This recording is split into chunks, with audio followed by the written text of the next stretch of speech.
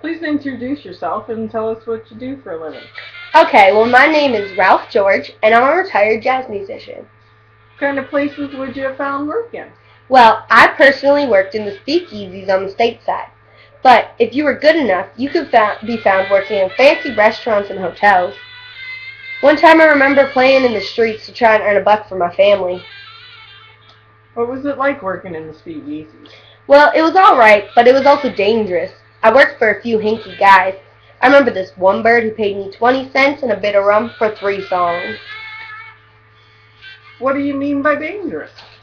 Well, it was the time of Prohibition, so if the pigs decided to start a raid and bust them for selling bootleg, we were all getting pinched. Oh, I see. That must have been nerve-wracking. Did you agree or disagree with the selling a bootleg? Why would you agree to work in a place that sold illegal liquor? It did shake me a little, but never too bad. I didn't have a choice but to agree. That was the only way I made my living. I continued to work in these places because I had a family, a responsibility being a man, and to take care of and fend for my youngins. Sorry. So, what kind of people did you meet in the speakeasies? Well, I met all kinds of people. I met gangsters and bootleggers, and I met a lot of Dundoras.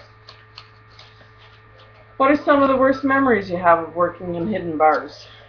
My worst memory was probably in 1922. I was leaving the place when 2 guys ran up and tried puffing me. Little did they know, I was a pug in my younger days, and I beat the one over the head and started a run. The second one thought he'd try and pump metal into me, but I got away just in time. Why do you think they attacked you? I never really knew. Money or liquor, I think.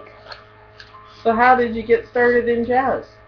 Well, I never really liked music growing up, but when jazz started to be played and I heard that smooth, soulful sound, I knew I wanted to be able to make people feel the way it made me feel. So I started hanging out in the biggest jazz spots around town. And I picked up a trumpet and I tried and tried as hard as I could. And I finally taught myself how to play. And that was pretty good, too. One day hanging out in the city, I heard someone playing a jazz song that I wasn't familiar with. So I went over and just sat and listened. I ended up talking to the guy and found out he wrote his own songs. And I suddenly wanted to do that too. So once again I taught myself how to do so. And I started to write, and that's how it happened. And when people heard me play, they wanted me in their bars. So that's where I played until Prohibition hit. And then I was out of a job for months before the speakeasies picked up. Do you have an inspiration? Yes, actually. I look up to Jelly Roll Morton because he's just a great musician.